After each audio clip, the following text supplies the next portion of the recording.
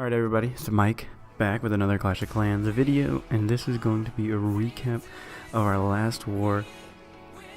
And it's not a good war on actually both sides. I think Xenobiotics, and I know us for sure, wished we could have done this one again and been a little more crisp.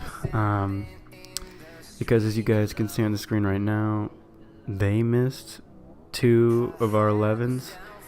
And I think one of them was an 11v11. And on the other side, the same situation with us. We only got one 10v10.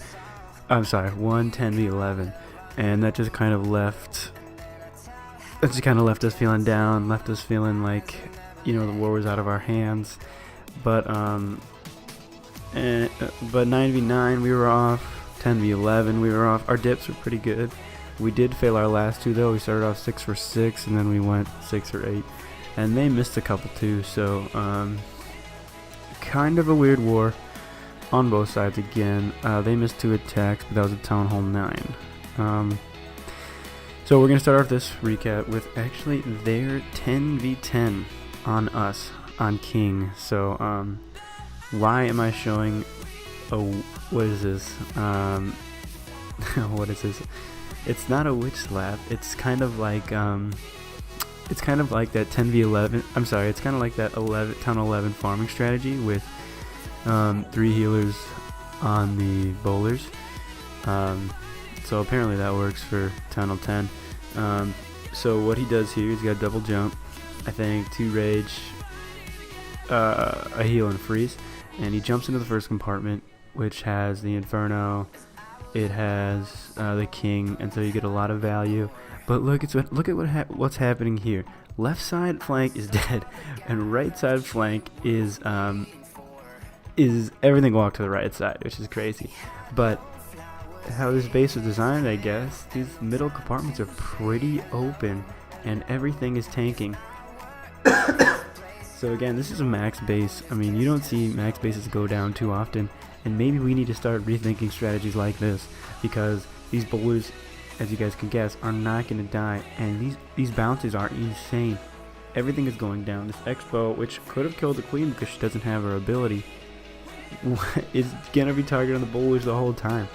This raid, again, it was the luckiest 10v10 I've ever seen, but I'll take a lucky 10v10 every single day. But just incredible. Everything walked to one side, and he just gets enough. Giant bombs on the outside would not have stopped this because they were healed. 2 golems did enter, so no golems walked, but yeah, the whole left side funnel died by the King, and he still ends up tripling, so shout out to Prince. That was pretty impressive. And again, the 10v10 is a 10v10. I think he had all air skeletons, so I don't know, interesting base. But here is our only 10v11, which again, kind of sad, but it is what it is. E's coming in with this comp, and I hope it looks familiar. You guys saw my last video. This is my favorite army right now. You got 10 Valkyries, 5 healers on the Queen Walk, and I really like this comp, and I think it's really strong. This is not a fresh hit, as you can see. The Loon gets the Black Air Mine to save a healer. That's really important because, as you guys can see, the Queen is getting slaughtered. She's got, these Expos all on her, all focused on her, and then when, again, like I said with that last video, it's the raid. All these raids have to be smooth. Look at this wall break. Oh lord. They have to be smooth. Queen is tanking right now. There's nothing here, and then he's gonna drop the Gobo portion to funnel the Valkyries.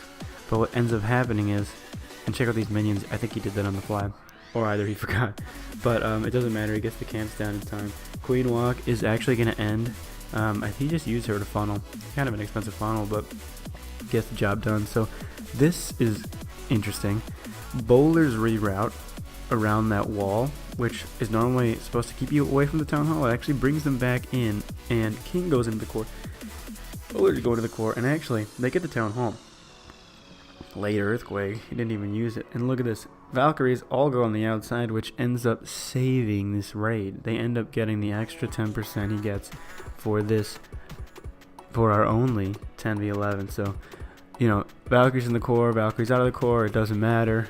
And again, he walked away from the clan castle. His walk was never, I don't think, ever going to lure the CC. So, huge raid by E. Pulls off the 5-0 2-star. Doesn't matter, it counts. Sorry, a little sick. Alright, so our next raid. It's only fair that we showed King getting tripled on his 10. Might as well show him hitting on a Town Hall 9. Super easy lure with this clan castle. Don't quite understand why. The clan castle was Baby Dragon, 2 Valks, and a Wizard, so he lures with a single minion. What value? Brings him over, and this is a fresh hit. So he goes in with the Sui, drops all 4 wall breakers at once, Tesla pops, and a mini wall breaker. So that Sui isn't going to work as well as he wanted. I think he wanted to get the expo because that planning. Then he could have gone. Then he could have started his Laloon at 5 and killed and smoked everything. But I think he makes a mid-raid change here, and because that sweeper's still up, he ends up going in at this 12 o'clock side, and he goes 2 hounds early. First one takes a black mine, so under 2 air defense fire, it went down quick. So he definitely needed the second one, and heavy on the loons early too with a haste. Then another brilliant haste in the middle of that core. Drops in the other. Max Hound was the last one he dropped. Interesting. I always drop it first. He didn't. But the haste is so nice. Perfect skeleton.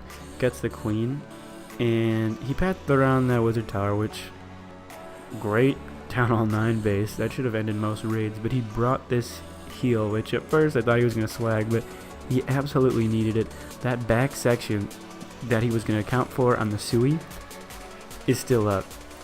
And it's full with a red bomb, it's full with an expo, 2 Teslas, and then of course that would have weakened him enough so that wizard tower can finish him off. But he heals up and saves this raid. So huge raid by him. As you guys can see, the cleanup is down for the most part. He saved 2 loons because he's waiting for all these defenses.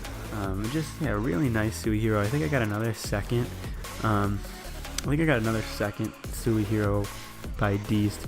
The Sui gets more value than this, but his took out Clan Castle and did some funneling, so he got some value out of it, and that was really nice. Alright, so the next raid, who's the next raid by? Oh yeah, Jay. Hi, Jay, what up on your Town Hall 9? How you doing? I like this raid. Why is using that Max Golem.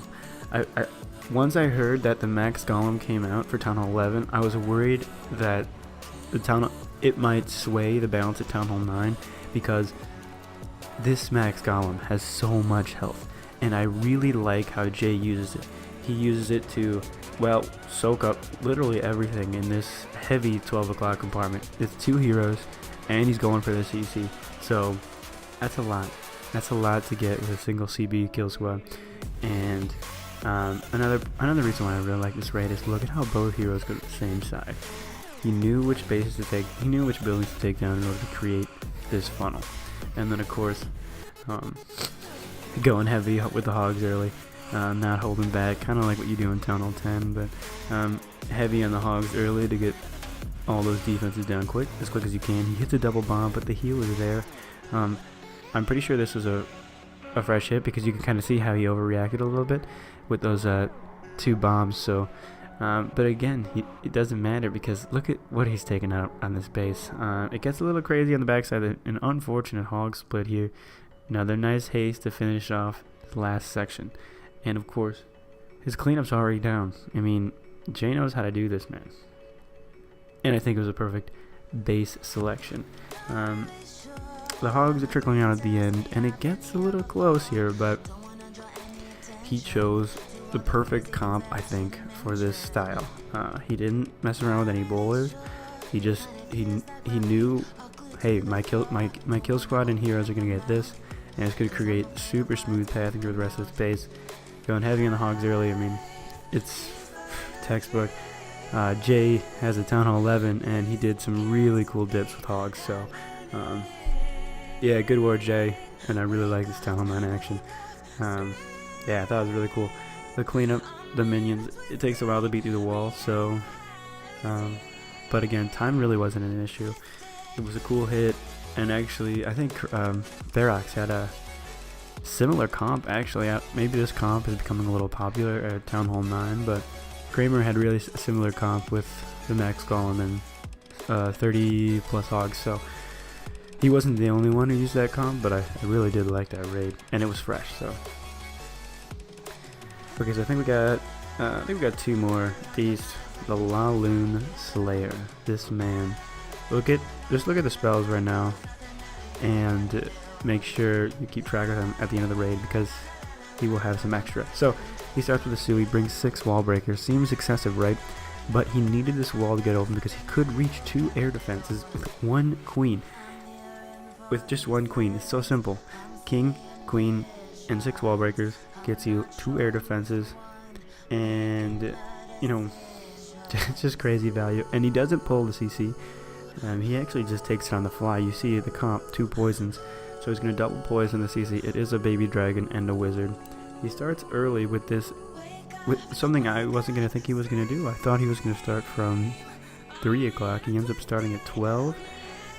But look at this timing. All of them get in this kind of runway right into the sweeper. Yes, it's in the sweeper, which is not ideal, but when you've got 20 loons flying together in a pack, it's incredible. And look at this. He tries to trim some of these cannons so they don't stray. I mean, this Laloon is awesome. And again, keep watching these spells. So Queen comes around. You guys know what's going to happen. Very similar to King's. He's going to Skelly Rage, get through that, and then he'll face these double expos. You don't need to worry about cleanup because the pups, the Laloon Pop's giving all these pups and these quad Laloons. So as you guys can see, cleanup is pretty much done, and boom, he pocket. Dees is a classy dude. He pocket swags a heal and a haste. So incredible raid, getting it done. Remember, you know, apparently you don't need a lure CC. You can just double poison, take it on the fly, double poison, have some of the pups chip away at the baby dragon, especially have enough tanking. But I really liked how he carved out that path with that Laloon. I mean, you know, him and OG are just incredible Lalooners. Finishing off with the TDH, we got Ferox on her other Tunnel 9, Kramer, and I was looking through this raid, and it was fresh. But as I was watching it, she TDHs 4 air defenses.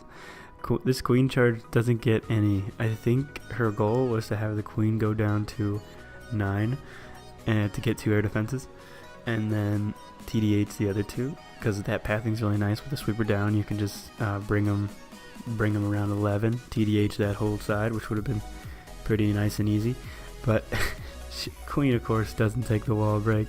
She heads into the core, CC pulls her, and I think even the king reroutes inside. So just a lot. I just think a lot didn't go the way she wanted to, but of course it doesn't matter because, you know, she's an experienced Tunnel 9 hitter, so she kind of knows.